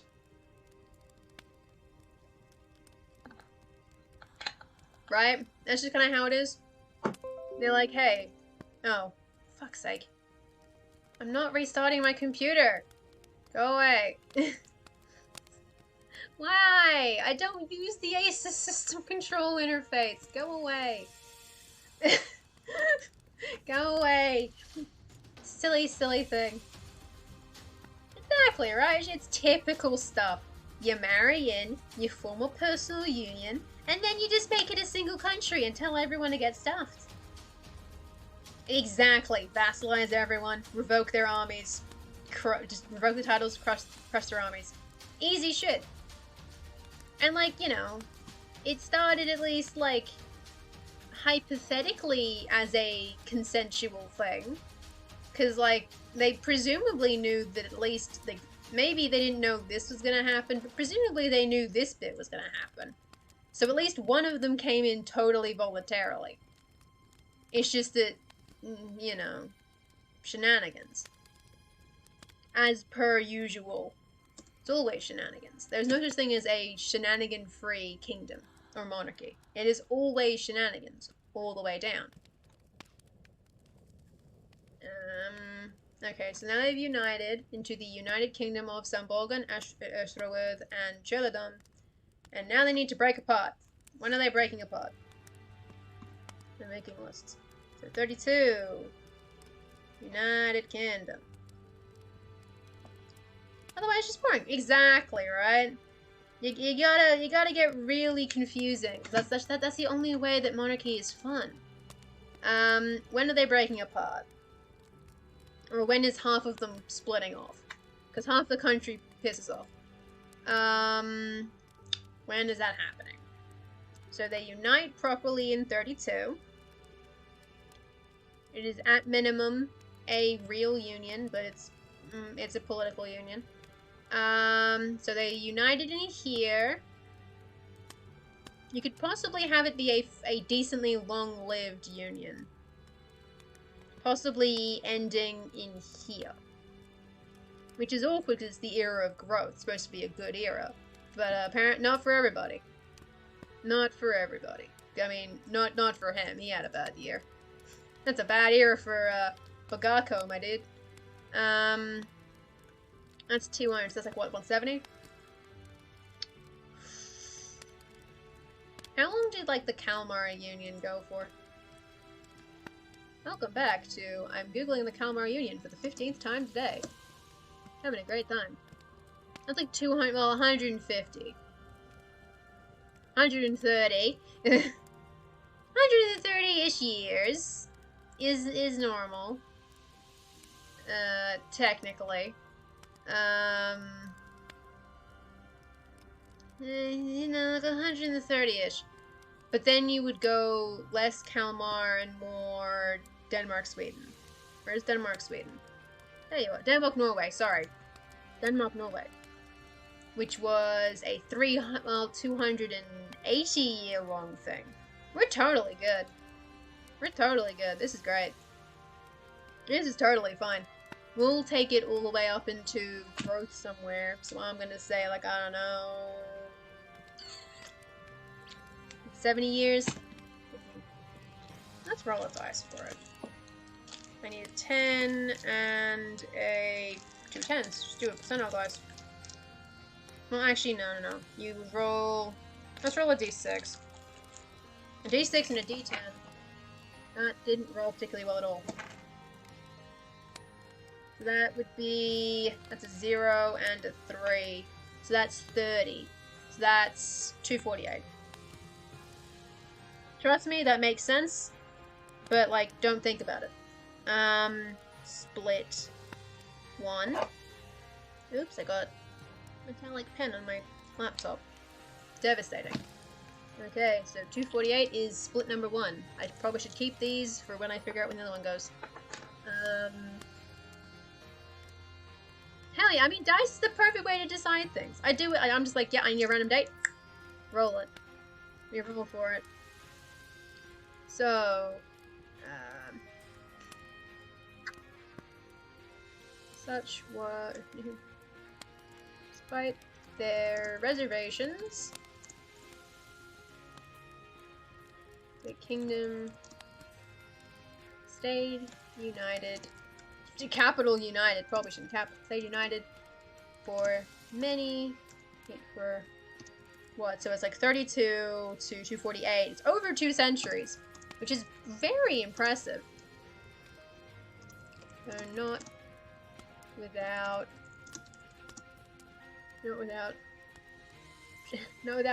significant efforts from rebellious secessionists,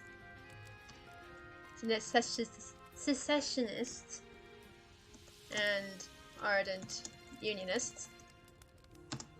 It was a whole thing. The kingdom finally split in. Yeah, England heard. Oh no. Oh no. Listen, woof. Just because I'm taking inspiration. Shh. Nothing happened. Everything is fine. Great Britain and Northern Ireland are great. No problems whatsoever. Everything is fine. I mean, I'm Australian. I don't know nothing. I ain't informed. It's nearly 1 a.m. here. I mean, it's nearly 1 a.m. here. I don't know what's happening. It's all a mess. I will build at my best when it's 3 a.m. and I'm sleep deprived. There are people for whom marking isn't sufficient that will remain a threat. Namely those too devious to stop. People committing crimes worthy of execution, or nobles outside the reach of punishment. Yep. That is a, I think that's a better way to word that paragraph that we had problems with, Makar. And possibly remove the first, comma between sufficient and that will remain. But other than that, totally cool. Yeah, sure, don't worry. I assumed you were once you said 1 a.m. I'm assuming you're also a, East Coast. East Coast, West Coast. I say. I mean, I've only basically ever been on the East Coast, so I have to assume we're the West Coast. Perth is alright, but like, you know. Melbourne for the win. Melbourne for the win, boy. Well, I guess it's either what. You can only be Victorian from Canberra or from New South. Those are the only 3 options. Oh, and Tasmania, sorry. Forgot Tassie. Tassie also good. Haven't been to Tassie, but Tassie's good, I've decided. You're Melbourne. Oh, okay, so you're from Sydney, alright. You'll say a threat. There are people for whom marking is sufficient to stop them from being a threat. Yeah, I think that works too. I think that's a working one. There are people for whom marking is sufficient to stop them from being a threat. Namely the people committing crimes, etc. Yeah, too obvious. I mean, all it takes is 2 words, and you know it tells you a lot. All I needed to know is you're on the East Coast and you said ooh Melbourne. That's all it takes. Because Brisbane doesn't give a shit, and neither does Hobart. They don't care. It's Sydney. Sydney's the only one who cares. Well, Canberra does not care either. I have no issue with Sydney. I have never been though. That's the only reason my opinion is not informed. But also, why would I go to Sydney? I live in Melbourne. Split in. We're gonna put this in quotes. I split in 248, following a, let's say like, let's roll a d10 again actually. That is a 6-year civil war. Congratulations. 6-year civil war, baby. A 6-year civil war. Yeah, true, no reason to come here. Avoid us like the plague. No, you should be avoiding us like the plague. We're the ones that had it. I have to make funny because otherwise I'll think about how shit the year has been and then get depressed. I had to make the funnies. Between the eastern and western portions.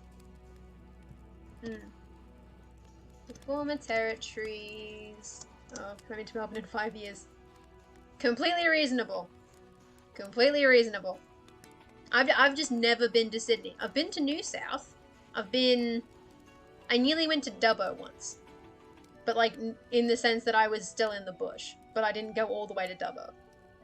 I mostly just like, I get to the border, I go to Albury, and then I stop. That's as far as I get into New South most times. And I don't like going to Albury anyway. Albury's nice. It's a nice city. It's alright. And like, my family are chill. Most of them. But like, I don't need to go any further. I don't need to cross the Blue Mountains, you know? I don't need to go any further east than the Blue Mountains. Totally good. Yeah, I've heard Dubbo's nice, but I didn't get as far up as Dubbo. We went on a holiday to Parkes, which is a very difficult place to describe just because it's called Parkes. It's impossible to just, like, I went to Parkes. It's like, you went to, like Parkes? Like, a park? And it's like, no, it's a town called Parkes. It was alright. Yeah, most of them don't think it's like, most of them are not bad up there. Most of them are like, you know, pretty chill. The rest of them are the kind, well, we're not bogans, but we are assholes. Well, they're assholes. I'm not a bogan, I live in the city. But like, you know, hey. You still be a bogan in the city, but I'm not like an Esche or anything. Parks, huge radio telescopes, some other stuff. Exactly. I think when I went to Parks, we went bushwalking, I think. That's what we did in Parks. We went for a bushwalk. That's all I remember from that trip. I assume we saw the telescopes. I was like 8. I don't remember nothing. Former territories of... I need to copy the name again. And split off as a single new country. Taking with them a portion of Big Island. Okay. Predators and Tara monsters are also a big threat, but even worse than that are wild ones. Tara users that have lost their mind and have become dangerous predators. Their fighting style is efficient, vicious, and without self-restraint. Combining a predator's instinct combining a predator's instincts with a human cunningness, they are the riskiest to fight. Yeah, dangerous predators I would reword just because you've used the word predator 3 times. 3 times in that whole paragraph. And I'm assuming predators is proper noun, but like using the word 3 times is a little much. So changing the second one in the middle would be good. I was gonna say monsters, but Tara monsters are right there, so yeah, and have. Yeah. Yeah, that's a good idea. Just saying that even worse than that are wild ones, Tara users that have lost their minds, full stop. They are efficient and without self-restraint. Yeah. That's a good way to do it, I reckon. It's a good way to not over-repeat. Editing. We love it. I have never edited anything in my life. Okay. Portion of Big Island.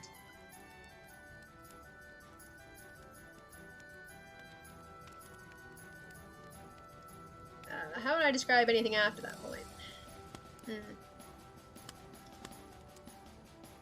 Now rename to the United Kingdom of Sambogen and X. X is island.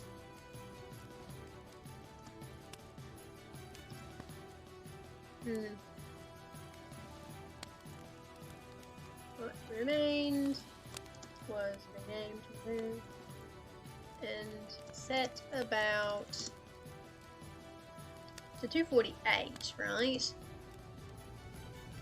There's a famine coming in like 40 years. And by a famine, I mean a plague. Rough shit. You're a coastal country. It's not gonna go well for you. The plague is not kind to the coast.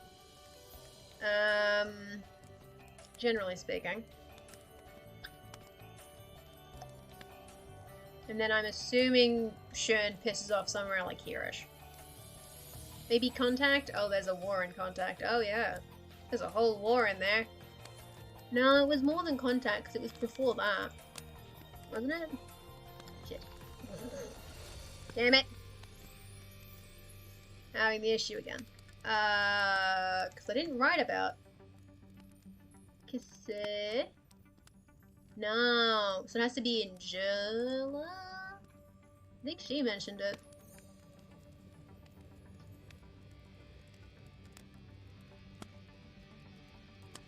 I'm positive I've, like, loosely alluded to them, but I don't remember where.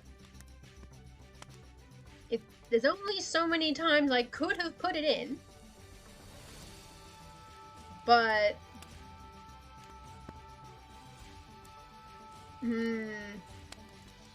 She's still alive, isn't she? Yeah, she's still alive. Good job, buddy.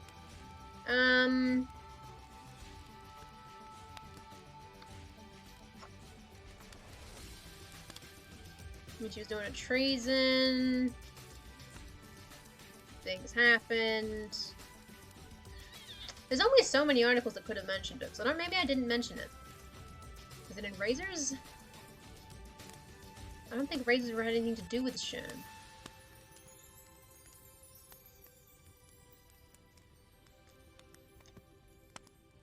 Oops, don't hover onto that.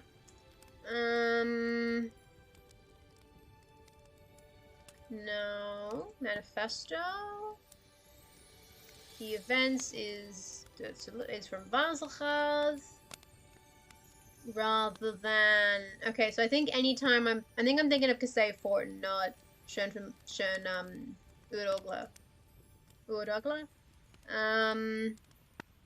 So it has not been really alluded to yet, I don't think.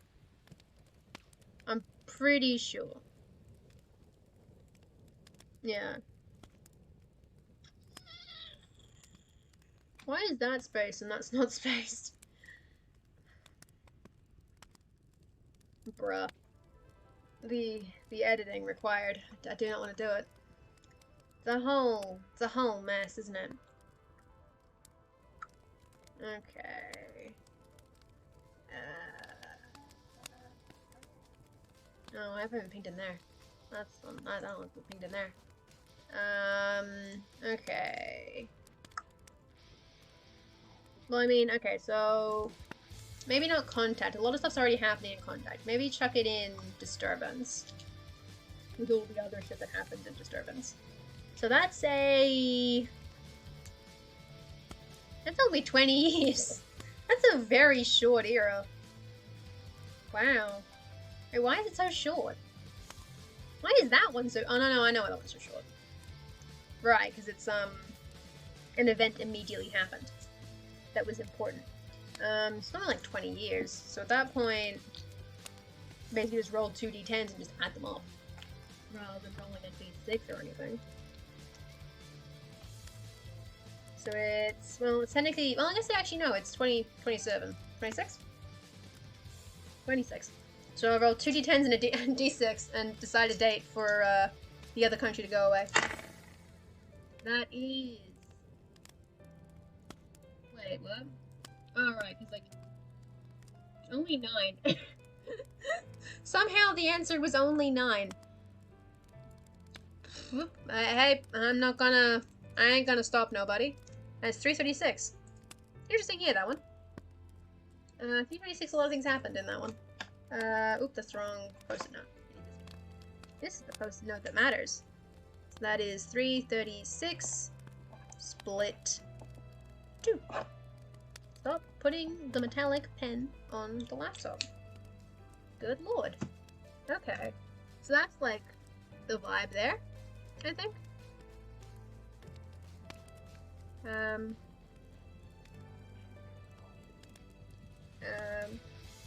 Consolidating.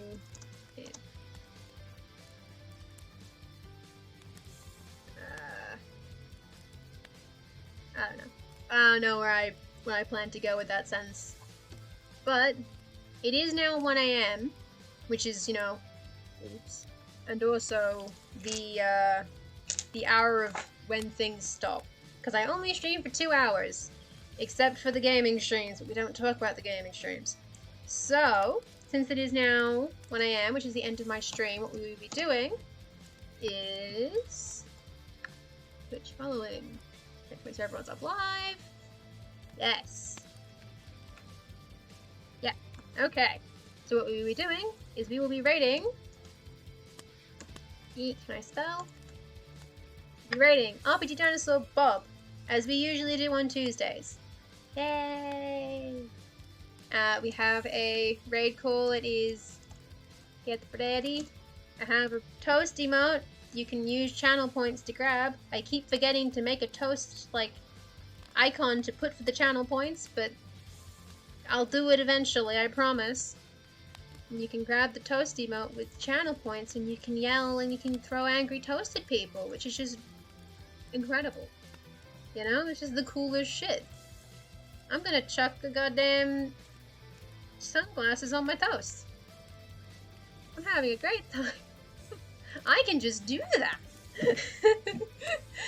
Yes. So thank you all for coming. I hope you had a good time, you know, just chilling out or, you know, working in the background or so have you.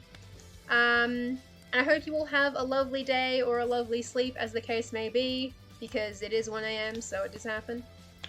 And hopefully I shall see more of you around just in future overall. Thank you for coming. I will see you all later. Goodbye!